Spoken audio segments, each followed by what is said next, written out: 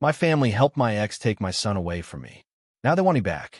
Hey, before we move on to the video, please subscribe to the channel and hit the like button. Thanks. I never thought I'd be the kind of person to go no contact with my own family. I grew up thinking family meant unconditional support, that no matter how bad things got, the people who raised you would always have your back. I held on to that belief, even when all the signs pointed otherwise. It took losing my son, being painted as a lunatic, and rebuilding my entire life alone for me to finally understand that some people, even family, will side with whoever makes them feel comfortable, not necessarily with the one who needs them most. I'm not writing this for pity. I don't want sympathy.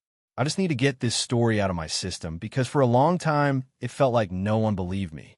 Now that I've come out the other side, I think I finally have the strength to talk about it. So here it goes. I'm 36 now. My ex-wife and I finalized our divorce about 4 years ago. We have one child, a son, who just turned 10. At the time everything happened, he was only 6. He was the sweetest kid, curious, bright, affectionate.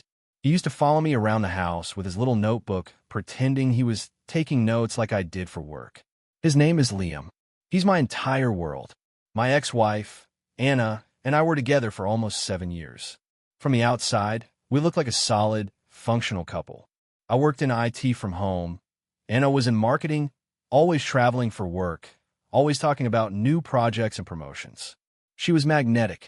People loved her instantly. Charismatic, stylish, a great storyteller. The kind of person who walks into a room and knows exactly what to say to make everyone like her. But when it was just us, just me and her, there were cracks. She could be cold, controlling. I was the one managing the day-to-day stuff. Laundry, dinner, school emails, playdates. She'd come home from a trip and act like she was the one holding the family together. I didn't complain. I figured that was just how partnerships worked. You pick up slack when the other person is busy. But she didn't see it that way. Over time, she started making little comments.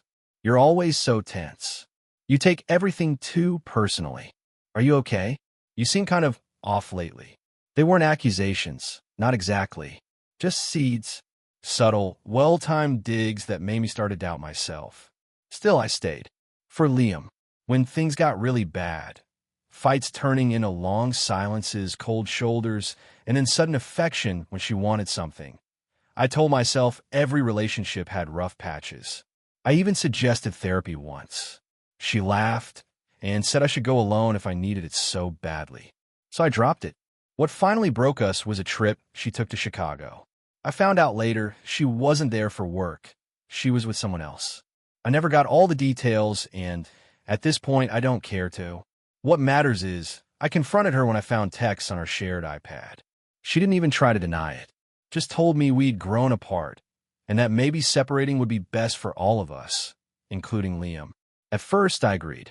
We weren't happy. Maybe a clean break would be healthier for our son. We talked about 50-50 custody, about doing this the mature way. I actually believed her when she said we'd figure things out amicably. That's when everything changed. We started the custody conversation with emails and a mediator. At first, things felt civil. I was trying to be calm and level-headed. I wanted to believe Anna wasn't the type to use our son as a pawn. But behind the scenes, she was preparing a completely different narrative. One I didn't even see coming until it was too late. A week after we'd agreed on splitting time evenly, I got a letter from her attorney. Not a mediator, an attorney. It said Anna would be seeking primary custody, citing concerns about my emotional stability and my ability to provide a safe, structured environment. I thought it was a mistake, a misunderstanding. I called her immediately, confused and furious. She didn't answer. She texted back, "You're not well, and this is exactly why I'm doing this." That's when the ground under me cracked. She had told everyone I was unstable. She claimed I was showing paranoid tendencies, inappropriate emotional reactions, and had unresolved anger issues. She brought up a single panic attack I had during a stressful week months before and blew it up like I was dangerous. She had receipts too, doctored, taken out of context, but enough to look convincing. She screenshotted texts where I vented late at night about feeling alone, exhausted, like I couldn't do it anymore. I thought I was talking to my wife. She saved it as evidence. What broke me more than anything wasn't what she did. It was what my family did. I went to my parents looking for support. I laid it all out, told them about the affair, the manipulation, the lawyer. I expected anger, confusion, something. What I got was a hesitant silence. And then, she always did seem more stable than you. My mom said that, like she was trying to soften the blow. My dad added, maybe this is a good time to get yourself some help. You know? Work on things. As if I had done something wrong. I begged them to listen. To remember all the times I called them when I was taking care of Liam while Anna was gone for days. The nights I didn't sleep because Liam had a fever and Anna was in another city. The time they came over and saw me folding laundry while rocking him to sleep in a carrier. They nodded, smiled in that quiet, uncomfortable way people do when they've already made up their minds. I felt like I was going insane. Like I had stepped into a parallel universe where everything I had done for my family was invisible, overwritten by Anna's performance. Because she was charming. She brought wine when she visited. She laughed at their jokes. She looked like the sane one. My sister was even worse. She and Anna had always been friendly, but I didn't know how deep it went. Turns out Anna had called her, told her I was showing signs of breakdown, and my sister believed her. She told me, point blank, you can be a lot sometimes. It's not crazy to think Liam might be better off with someone more emotionally balanced. She even gave Anna a character reference letter for the custody case. Let that sink in. My own sister testified in court that I was too unstable to care for my son, based on nothing but hearsay and bias. By the time the court date arrived, I had a lawyer, but it was too late. Anna's legal team was polished and aggressive. They brought up cherry-picked texts, exaggerated stories, and statements from concerned family members. They made me out to be an emotionally erratic man on the verge of collapse. I wasn't granted joint custody. I got supervised visitation every other weekend and one phone call per week. When I left the courthouse that day, I sat in my car for over an hour. I couldn't drive. I couldn't even cry. I just stared through the windshield, completely hollow. I had lost my son, and my family helped it happen. And they weren't even ashamed. A week later, I saw a Facebook post from my mom. So proud of Anna for being such a strong mother through all this. Liam is lucky to have you. There was a photo of Liam smiling in a backyard, my backyard, where I used to play with him every Saturday. And standing beside him was my mother, my sister, and Anna. Like I never existed. Like I was a problem they'd already solved.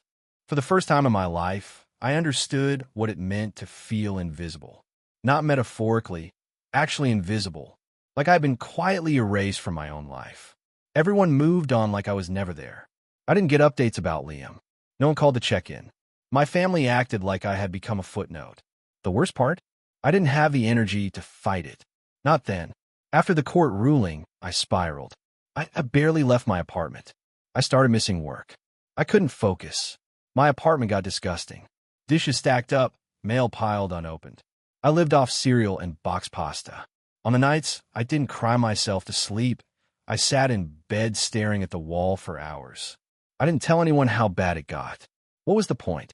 The people I should have called had already shown me whose side they were on. They had helped take my son from me, and they thought they were being reasonable. That fall, I got laid off. I missed a big deadline and showed up late to too many Zoom meetings. My boss gave me a generous severance considering the circumstances, but I didn't care. I didn't even feel ashamed. I felt numb. Visitation weekends with Liam were the only thing keeping me afloat. And even those were brutal. He was cold with me at first. Quiet. Withdrawn. He didn't want to talk. He called Anna's new boyfriend Dad by accident once and then clammed up, clearly afraid he'd done something wrong. That nearly broke me. I never yelled. I never guilt-tripped him. I just told him I loved him and that I was happy to see him. But he looked at me like I was some weird, distant uncle, someone he used to know, someone his mom didn't like, so he wasn't sure he was allowed to like either. Every Sunday evening, I'd drop him off and go home to silence. The next day, my mom might post another picture with Anna and Liam, hashtagging it #FamilyFirst. My sister commented things like, "So proud of you, Anna." I unfollowed them all. I didn't block them, though. I don't know why. Maybe I wanted to keep punishing myself. Thanksgiving came. No invite. Christmas came. No invite.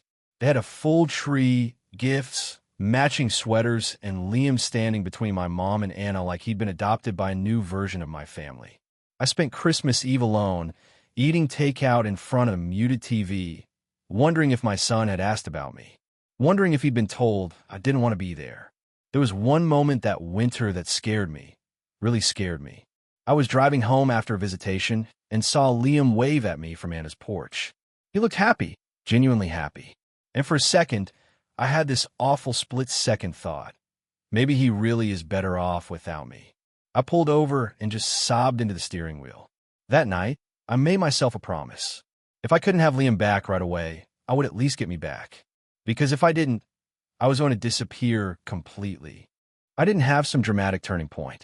There was no life-changing epiphany, no rousing speech in a mirror. Just a quiet morning in February when I realized I couldn't live like a ghost anymore.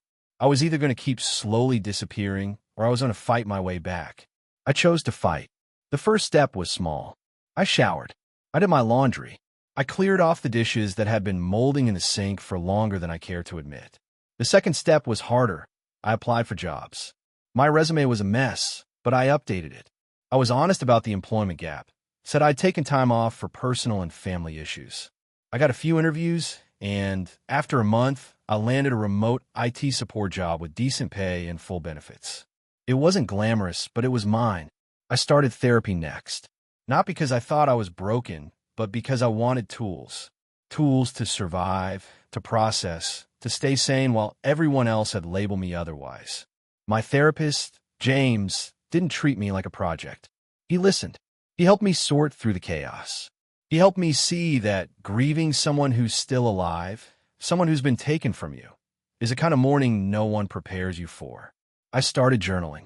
Not for anyone else, just for me. I wrote everything down. The lies Anna told, the way my family ignored me, the tiny things Liam said during our visits. I started building a timeline.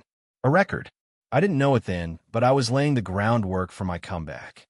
Over the next 2 years, I rebuilt my life. Not dramatically. Not with Instagram milestones or flashy announcements. Just quiet progress. I moved to a better apartment in a quieter part of town, closer to Liam's school. I took extra shifts when I could, built savings, paid off old debts. Liam was still distant at first. He didn't open up easily, but he was starting to look at me again, really look. And sometimes he'd smile. I never pushed him. I never said a single bad thing about Anna in front of him, even though it burned me alive every time he told me about her new boyfriend, the cool one who takes him to soccer practice. But I listened. I showed up. I kept track of everything. He once mentioned he didn't like when mom's boyfriend yells, then clammed up quickly like he wasn't supposed to say it. Another time, he said Anna was usually tired and on her phone all night. The kind of comments that sound harmless to outsiders, but they stuck with me. They meant something, so I started documenting.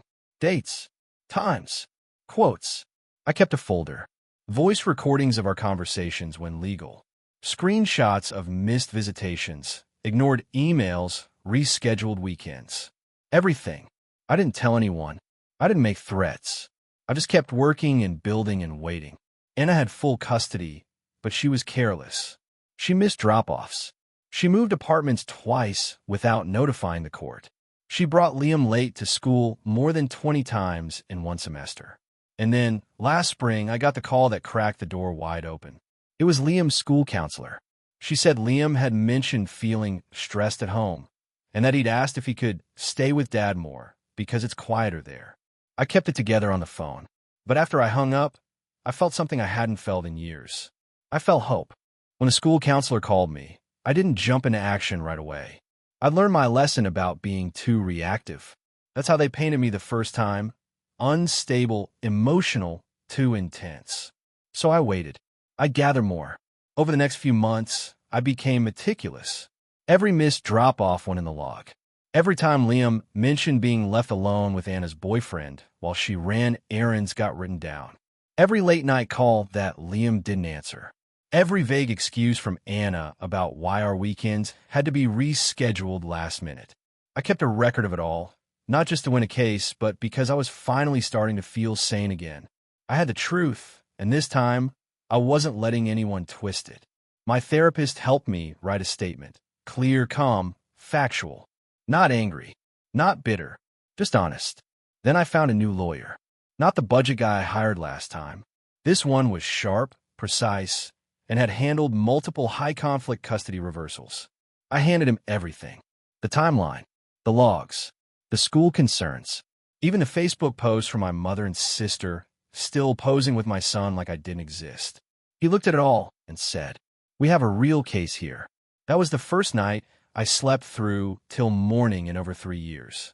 We filed a motion for modification of custody, citing new evidence of neglect and emotional instability in the current custodial household. The school's report helped. My consistent visitation record helped. So did my improved mental health status and full-time employment. Anna didn't see it coming. She showed up in court like it was still 2019, calm, confident, with that same smug smile she used to have during our mediation. But this time, I was the one prepared. My lawyer laid it all out. We weren't asking for revenge, just for a fair reevaluation. We showed her pattern of negligence, her interference with visitations, and the documented concerns from Liam's school. I didn't even look at her while we spoke. I looked at the judge. When it was Anna's turn, she stumbled. She hadn't brought anything new. She tried to recycle old claims, that I was too intense, that I made things up, that Liam was just being a kid when he said he was stressed. The judge wasn't buying it. The hearing lasted 2 days. When it was over, the judge granted us a temporary adjustment to 50-50 custody, pending a follow-up review in 6 months. I didn't cry in the courtroom. I waited until I got to my car. Then I sat in the driver's seat and shook, not from sadness, but from relief. I had fought through 3 years of isolation, grief, humiliation, and betrayal. And finally, someone had listened. Liam was quiet the first week we split time evenly. I didn't push. I just made his favorite dinners, left board games out, gave him space. One night, I found a little drawing on my desk, a stick figure of him and me holding hands with the words "Dad time," smiley face written in crayon. That paper is still on my fridge. It didn't take long. The moment my custody agreement shifted, it was like someone flipped a switch in my family's memory. Suddenly, I wasn't unstable anymore. I wasn't too intense or not the best fit to be a father. Now I was resilient, brave, such a good dad, always putting Liam first. The hypocrisy would have been funny if it wasn't so insulting. The first one to reach out was my sister. She texted me the day after the new custody agreement went into effect. Not a call, just a short, chirpy message. "Hey, just heard the news, congrats. Would love to come by and see Liam sometime." Like she hadn't written a court statement calling me emotionally unstable. Like she hadn't stood by Anna's side while my life fell apart. I didn't answer. A few days later, my mom called. I let it go to voicemail. She left a message saying she wanted to talk and was proud of how I turned things around. Turned things around? She was there when it all unraveled, and she didn't lift a finger. I listened to that message 3 times. Not once did she say she was sorry. Not once did she acknowledge what she did or what she didn't do. And then came the kicker, a Facebook post. My mother shared an old picture of me holding Liam when he was a toddler, captioned, "So glad to have our boy back in our lives. Family is everything." Our boy. She hadn't spoken to me in 2 years. She'd spent every holiday with Anna and Liam, treating my son like he was part of a new, improved family, one that didn't include me. Now that the courts were finally seeing me again, suddenly they all wanted a seat at my table. Even Anna's little fan club of friends started pulling back. People who had unfriended me online or left snide comments were now liking my posts again. One of them even messaged me to say, "Hey, sorry about everything. Glad you and Liam are doing better." Like they hadn't piled on when I was already buried. The part that hurt the most wasn't their betrayal. I'd grieved that already. What hurt was how convenient their love became the second I wasn't losing anymore. I didn't scream at them. I didn't send angry texts. I didn't go on Facebook rants. I just stayed quiet. I kept spending time with Liam. I took him to the park, helped him with homework, introduced him to my favorite childhood movies. He laughed more now. He asked me real questions again. He let himself fall asleep on the couch during movie night without feeling like he had to stay awake until drop-off. He was relaxing around me. That's all I needed. My mother tried again in person about a month later. She showed up at my door with banana bread and a smile like nothing had happened. I opened the door, looked at her, and didn't say a word. She tried to hug me. I stepped back. "You're not welcome here," I said calmly. She blinked like I just slapped her. "I'm your mother," she said, like it was a magic word that undid the last 3 years. "And when I needed you most," I said, "you chose the woman who cheated on me and lied to the courts over your own son." She said she was sorry, that she didn't know what to believe, that she just wanted peace in the family. I told her, peace is not the same thing as pretending nothing happened. Then I closed the door. I didn't slam it. I just closed it, slowly, quietly, like ending a chapter. People love a comeback story. They love redemption. They love it when things get tied up in a neat little bow. Hugs, apologies, lessons learned. But real life isn't like that. Not every story ends with forgiveness. Some just end with peace. It's been almost a year since the custody change, and in that time, my life has gotten quiet again, but in a good way this time. No chaos, no drama, no backroom betrayals. Just early mornings, quiet dinners, and Liam falling asleep during books we read together. We settled into a rhythm. Liam started talking more. Not just surface stuff, but real feelings. He told me he used to think the separation was his fault, that he thought I left because I didn't want to fight anymore. That's what Anna told him. She said I was tired of parenting. I didn't badmouth her even then. I just told him the truth. I never stopped wanting to be your dad. I just had to fight really hard to prove it. He cried in my arms that night. So did I. We talk about everything now, school, girls, video games, the weird questions that come into an 11-year-old's head. He doesn't flinch anymore when I pick him up. He runs to the car. He brags about me to his friends. He tells his teachers that I helped him become really good at math. That's what I fought for. Not revenge, not control, just that, to be his dad again. Fully, unapologetically. As for Anna, she didn't fight the 50-50 arrangement once it was in place. I think she saw the writing on the wall, the evidence, the school reports, the slow erosion of the narrative she'd built. She's civil now. Cold, but civil. She lost her little echo chamber. My family doesn't post about her anymore. She's just Liam's mom again, not the heroine of some false martyr story. My mother still sends cards. Birthday once. Thinking of you once. She's careful not to push too hard. She's waiting for me to break the silence, to finally forgive her. But I don't need to. Forgiveness isn't owed just because someone regrets what they did. Especially not when they only regret it because it didn't work out the way they planned. Do I hate her? No, I just don't trust her. And I don't have room in my life anymore for people who only show up when I'm winning. I've rebuilt everything from ashes. I have gotten stronger, quieter, calmer. I'm not angry like I was. I'm not broken anymore. But I remember. I remember who let me drown. I remember who handed me the bricks when I was sinking. I remember who watched it happen and called it keeping the peace. And that peace they cared so much about, I finally have it now. But I had to cut them out to get it. And that's okay. Because sometimes healing isn't about fixing what was broken between you and someone else. Sometimes it's about building something new just for you and the ones who actually stayed. For me, that person is Liam. And I'll never let anyone take him from me again. Thanks for watching. Please make sure to subscribe to the channel and hit the like button.